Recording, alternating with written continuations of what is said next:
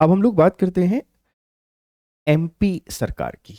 और एमपी जो गवर्नमेंट है, इस एमपी गवर्नमेंट के द्वारा एक नया इनिशिएटिव यहाँ पे लिया जा रहा है। और एक नया इनिशिएटिव क्या है, इसको जानेंगे, इसके प्रभाव और इसके इम्पैक्ट हर एक पहलू को समझ करेंगे, जो कि आपके एमपीपीएससी के एग्जाम से के लिए बहुत ही इंपॉर्टेंट है। देखो, मध्य प्रदेश सरकार आज यानी कि 6 जनवरी जनवरी 2026 से 6 जनवरी 2026 से ये क्या कर रहे हैं, जो कैबिनेट है, कैबिनेट, इस कैबिनेट को ई कैबिनेट में कन्वर्ट कर रहे हैं। ई कैबिनेट में यहाँ पे कन्वर्ट किया जा रहा है, ध्यान रखिए। ई कैबिनेट, सर अब ये ई कैबिनेट क्या है बच्चे, इस पर भी चर्चा करेंगे। और ये ई कैबिनेट को कैसे सफल बनाएंगे, तो इसके लिए सबसे पहले तो टैबलेट, जितने भी हमारे कैबिनेट मिनिस्टर होंगे इन सब के लिए टैबलेट यहाँ पे दिया जाएगा। और इसी के साथ में ई कैबिनेट जो ऐप है, इस ई कैबिनेट ऐप ऐप को कैसे ऑपरेट कैसे करना है, इसके बारे में भी इनको सिखाया जाएगा। तो एमपी गवर्नमेंट अपने आप को अब ई कर रही है। ई करने का मतलब क्या है कि जैसे अभी कैबिनेट को जब भी मिलना होता है, तो ये लोग फिजिकली मिलते हैं।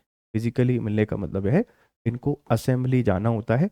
और असेंबली में जाने के बाद फिर ये मिलते हैं, मीटिंग करते हैं, पेपर इनको दिए जाते हैं और डिस्कशन ये करते हैं। ठीक है, ध्यान रखना। सॉरी बच्चों।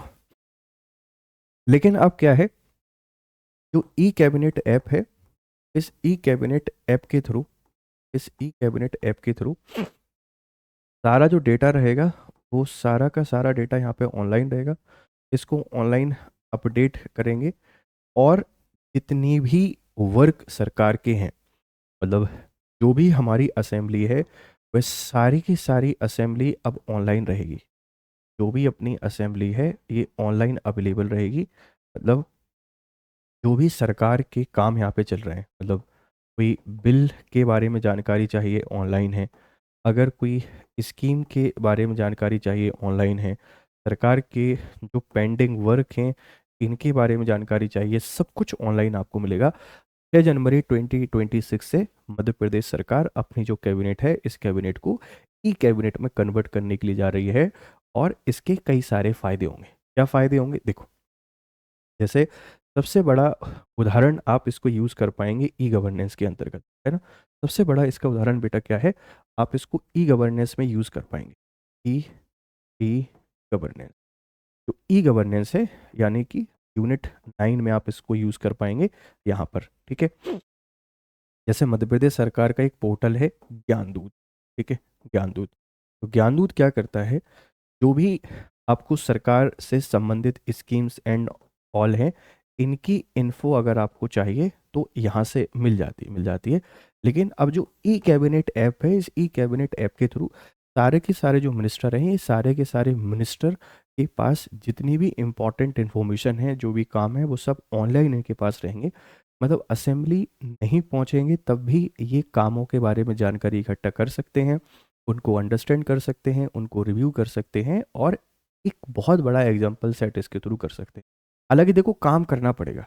अगर काम नहीं करेंगे तो फिर कोई वो परेशानी वाली बात तो देखने को मिलेगी। तो काम तो करना पड़ेगा। हालांकि मोहन सरकार, आपको पता है कि जब से ये आए हैं तो अपने ये डेस्टिनेशन कैबिनेट के लिए तो पहले से जाने जाते हैं। डेस्टिनेशन कैबिनेट, अपन इस पर भी चर्चा करेंगे, डेस्टिनेशन कैबिनेट। और पहली जो डेस्टिनेशन कैबिनेट है बेटा, ये कहाँ पर आयोजित की गई थी, तो आप लोग बता देंगे। इसको आयोजित किया गया था जबलपुर में।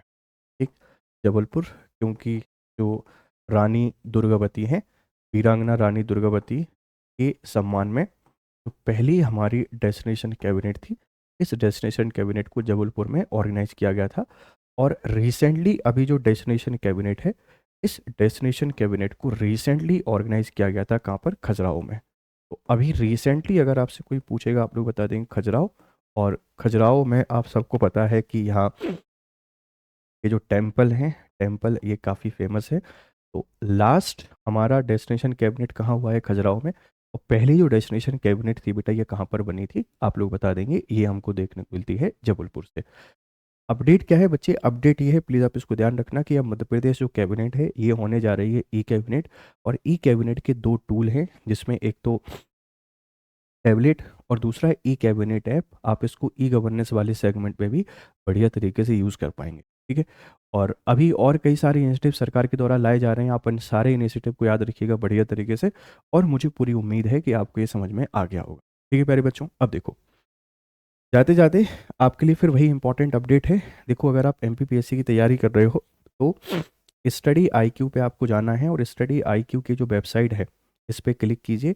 और यहाँ जाकर जो होम पेज है, आप इस होम पेज में स्टेट पीसीएस पे क्लिक करिए, और इसमें भी आपको मध्य प्रदेश पे क्लिक करना है। आप लोग देखेंगे कि ये हमारे कोर्सेज हैं, जैसे आरएम 17.0 है, ये फाउंडेशन कोर्स है, आप इसमें एनरोल कर सकते हैं। ये एमपीपीएससी प्रीलिम्स लाइव कोर्स है, आप इसमें भी एनरोल कर सकते हैं। ये हमारी लक्ष्य टेस्ट सीरीज़ है, और अब इसको हम लोग लॉन्च कर रहे हैं नेगेटिव मार्किंग के साथ। तो नेगेटिव मार्किंग के साथ आप अपने आप को एनालाइज करना चाहते हैं तो लक्ष्य टेस्ट सीरीज़ में एनरोल कीजिए। इसमें ऑलरेडी बहुत सारे बच्चे एनरोल्ड हैं, वो अपनी प्रिपरेशन को चेक कर रहे हैं, आप लोग भी उनके साथ अपने आप को एनालाइज कर पाएंगे। और जिन बच्चों ने पहले से इसको ले लिया है, बच्चे आपको ये जो 2.0 है उसका एक्सेस आपको मिल जाएगा, मतलब जो नेगेटिव मार्किंग के साथ आपको पेपर मिलेगा उसका एक्सेस आपको मिल जाएगा। तो बढ़िया तरीके से आपने पढ़ाई करनी है, और अपने सपनों को पूरा करने के लिए जी जान अब आपको यहाँ पे लगा देना है, ठीक है प्यारे बच्चों, डन।